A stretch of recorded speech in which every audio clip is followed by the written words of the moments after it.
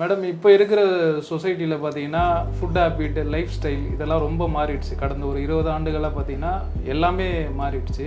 இதோட பிரதிபலிப்பு என்ன அதிகமாக இருக்குன்னா, இந்த பெண் பிள்ளைகள் வந்து ஒரு மூப்படைகிறது, வயது வந்து ரொம்ப குறைவான வயதில் வந்து வயதுக்கு வராங்க. அதே மாதிரி இப்போ வந்து நிறைய கேசஸ் பார்த்தீங்கன்னா இந்த இர்ரெகுலர் பீரியட்ஸ்ன்றது வந்து சர்வசாதாரணமாகிடுச்சு. எல்லா குழந்தைகளுமே இப்போ 100க்கு 90% வந்து குழந்தைங்க அந்த மாதிரி இதில் அது வந்து பேரண்ட்ஸ் ஆரம்பத்தில் சிலர் கரெக்டாக போய் பார்க்குறாங்க, சிலர் பார்க்க மாட்டுறாங்க. அதோட எண்ட் ரிசல்ட் எங்கே வருதுன்னா, அவங்களுக்கு கல்யாணம் ஆகும்போது அந்த டைமில் தான் என்ன ஆகுதுன்னா குழந்தை இல்லாமல் இருக்கிறது, அப்புறம் அவங்க போய் ட்ரீட்மெண்ட் பார்க்குறது. ஏன்னா இது ஒரு 10 வருஷம் 15 வருஷம் அது சரியாக பார்க்காம இருக்கிறதுனால இதற்கு அக்குபஞ்சரில் வந்து எந்த மாதிரி ட்ரீட்மெண்ட்லாம் இருக்குது. இதில் வந்து அந்த இர்ரெகுலர் பீரியட்ஸை கூட ரெகுலரைஸ் பண்ண முடியுமா? அதுக்கு வாய்ப்பு இருக்கா? 100% இருக்குது. இர்ரெகுலர் பீரியட்ஸை வந்துட்டு ரெகுலரைஸ் பண்ணுறது அக்குபங்க்சரால் 100% முடியும். வித்தவுட் மெடிசனே எடுக்க தேவையில்லை. நீங்கள் கண்டிப்பாக 100% இதில் பண்ணலாம். இப்போ ஜென்ரலாக நீங்கள் சொன்ன மாதிரி இப்போ எல்லாருமே ஒரு பீரியட்ஸ் ப்ராப்ளம் வருதுன்னா கூட ஒரு பாட்டியோ சரி சில அம்மாக்களோ சரி என்ன சொல்லுவாங்கன்னா, அது கல்யாணம் ஆனால் சரியாக போயிடும், அதனால் வீடு பிரச்சனை இல்லை அப்படின்றாங்க. ஸோ அந்த மாதிரி இர்ரெகுலர் பீரியட்ஸ் இருக்க ஒரு பொண்ணுக்கு எடுத்துன்னு போய் நீங்கள் ஸ்கேன் பண்ணி பார்க்கும்பொழுது அவங்களுக்கு வந்துட்டு ஃபைப்ராய்டு இருக்கலாம், சிஸ்ட் இருக்கலாம், பாலிசிஸ்டிக் ஓவரி இருக்கலாம், எண்டோமெட்ரியோசிஸ் இருக்கலாம், அடினோமேசிஸ் இருக்கலாம்.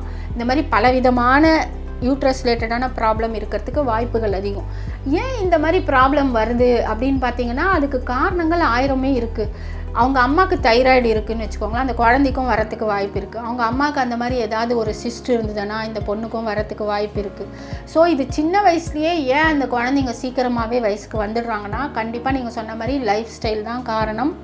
ஒவ்வொரு குழந்தைங்களும் சரி, இப்போ வளர்கிற குழந்தைங்க எல்லாருக்குமே வந்துட்டு ஃபாஸ்ட் ஃபுட்டுன்றது ரொம்ப சர்வசாதாரணமாக போயிடுச்சு. அப்போல்லாம் யாரோ ஒரு சிலர் தான் சாப்பிடுவாங்க. இப்போ பார்த்தீங்கன்னா எல்லாருமே சாப்பிடுவாங்க. எல்லாருமே எந்த டைமில் சாப்பிட்றாங்க? நைட் ஃபுல்லாக கூட சாப்பிட தயாராக இருக்காங்க.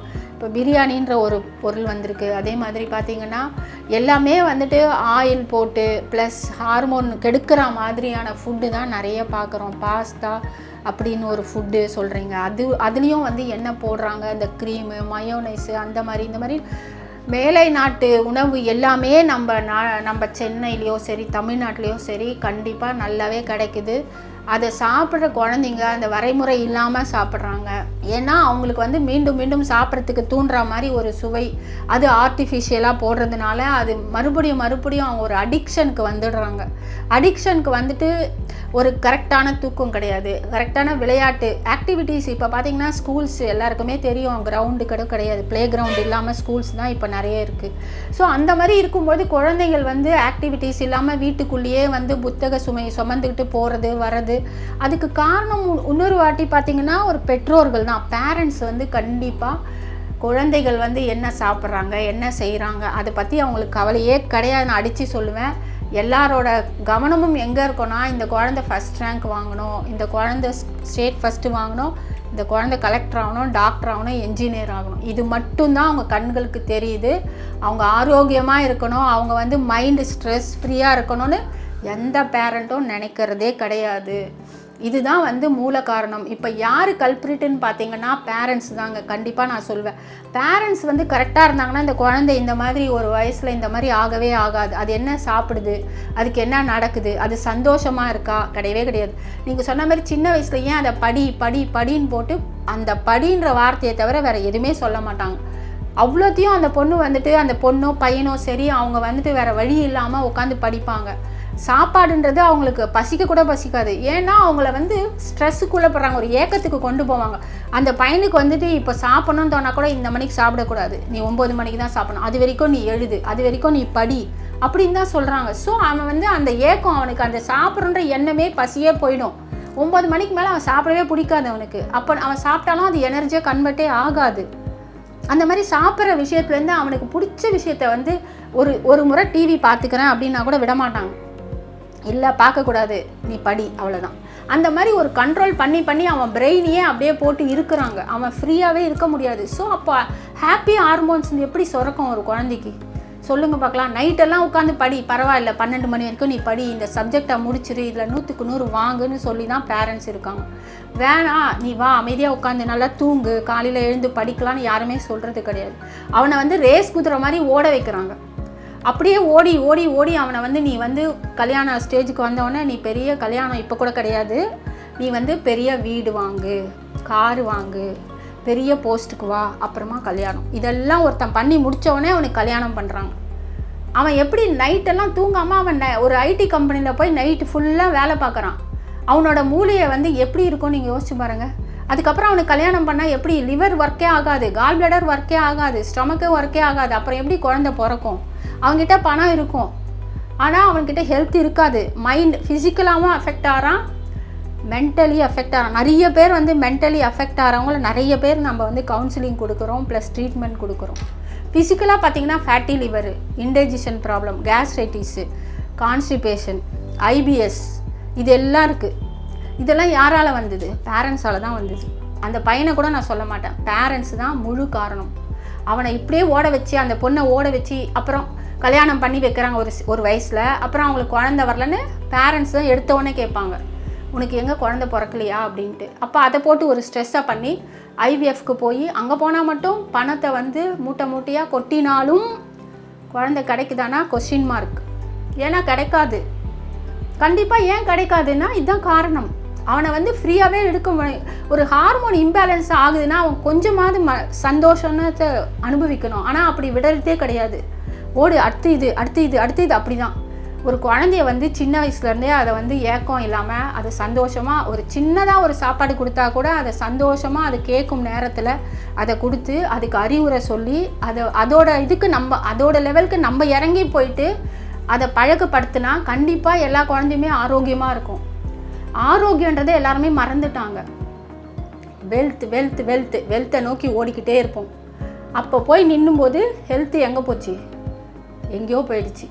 ஹெல்த்தோடு இருந்தால் மட்டும்தான் அந்த வெல்த்தை கூட அனுபவிக்க முடியுன்ற உண்மையை குழந்தைங்களுக்கு சொல்லி கொடுக்கறதே கிடையாது. இது காலங்காலமாக நம்ம பார்த்துட்டு தான் வரோம். பணம் தேவை தான், பதவி தேவை தான், புகழ் தேவை தான், ஆனால் ஹெல்த் இருக்கணும். ஹெல்த் இல்லைன்னா எவ்வளோ பெரிய பெரிய தலைவர்களெல்லாம் கூட எவ்வளோ பதவி வச்சுருந்தா கூட அவங்களாம் ஏன் இல்லாமல் போகிறாங்க? அவங்க ஹெல்த்தை பற்றி யாரும் கவலைப்படுறதே கிடையாது. குழந்தைங்களுக்கு ஒழுக்கத்தையும் சொல்லி கொடுக்குறதே கிடையாது. சொல்லி கொடுக்குறதெல்லாம் என்னது? ஃபஸ்ட் ரேங்க்கு, ஃபஸ்ட்டு ப்ளேஸு, நல்ல ஜாபு, நல்ல சேல்ரி, நல்ல வீடு, நல்ல காரு, இதே தான். இது நிஜமாக நடக்கிறது. இது உண்மையாகவே. அதுக்கெல்லாம் காரணம் பெற்றோர்கள். பெற்றோர்கள் வந்து இந்த சமூகத்தில் நம்ம ஒரு அந்தஸ்து, போலி கௌரவம், இதுதாங்க குழந்தைங்களை கெடுக்குது. இன்றைக்கி நான் சொல்கிறேன்.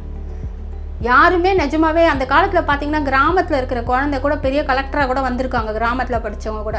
ஏன் அப்படி வராங்க? அவங்க எவ்வளோ அழகாக ஓடி விளையாடி காற்றுல நல்லா சாப்பிட்டு ஜாலியாக ஒரு உறவினர்களோட பேசி இந்த மாதிரியெல்லாம் இருக்கிற குழந்தைக்கு தானே மூளை நல்லா வளர்ந்து இப்போ எவ்வளோ தான் பெரிய கலெக்டர் ஆகிட்டா கூட அவங்களுக்கு குழந்தை இல்லாமல் வருது. அந்த கலெக்டர் குழந்தை இல்லை. ஏன் வரல? பெரிய கலெக்டர் தானே, பணம் இருக்குல்ல, ஏன் குழந்தை பிறக்கல?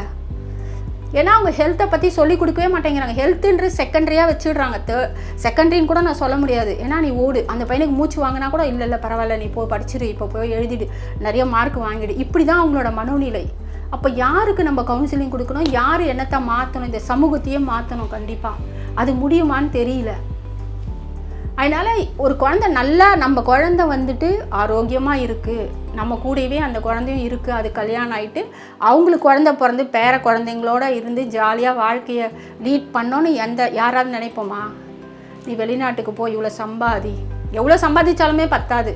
அப்போ என்ன பண்ணுறாங்க? சம்பாதிச்சுட்டு கூட பேரண்ட்ஸ் இங்கே விட்டுட்டு அந்த பையன் போயிடுறான். இங்கே ஒரு வேலைக்காரை போட்டு அவங்க அப்பா அம்மா இங்கே இருப்பாங்க. அவனுக்கு குழந்தை பிறந்தா அந்த குழந்தைய பார்த்துக்கிறதுக்கு இவங்களை கூப்பிடுவாங்க. இவங்க போனால் அங்கே போனால் அவங்களுக்கு இது செட் ஆகாது. கடைசியில் அந்த பையனோட கூட நிம்மதியான வாழ்க்கையை கழிக்க முடியாது. யார் இந்த வெளிநாட்டில் இருக்கவங்க யாருங்க குழந்தை வந்து அவங்க அம்மாவோட சாகுறாங்க பாருங்கள். அம்மா மடியிலையோ சரி, குழந்தைங்க மடியிலையோ சரி, கிடையவே கிடையாது. அனாதைகளாக தான் போகிறாங்க. ஆனால் அவங்கக்கிட்ட பணம் இருக்குது, அவ்வளோதான். பதவி இருக்குது, அவ்வளோதான். இது வந்து லைஃப் கிடையவே கிடையாது. ஸோ லைஃப்னா என்னன்றதை வந்து நம்ம குழந்தைங்களுக்கு சொல்லி கொடுத்து வாழ்க்கையில் ஆரோக்கியம் முக்கியம், அதே நேரத்தில் பணம் முக்கியம். பணத்தை வந்து அனுபவிக்கிறதுக்கு ஆரோக்கியம் மட்டும்தான் சிறந்தது. ஆரோக்கியமாக இருந்தீங்கன்னா எந்த காலகட்டத்துலேயும் பணத்தை சம்பாதிக்கலாம்.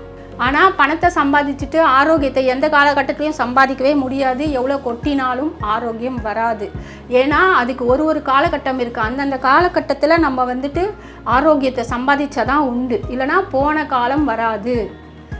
ஸோ நீங்கள் என்ன பண்ணணும்னா ஆரோக்கியம் தான் முக்கியம்.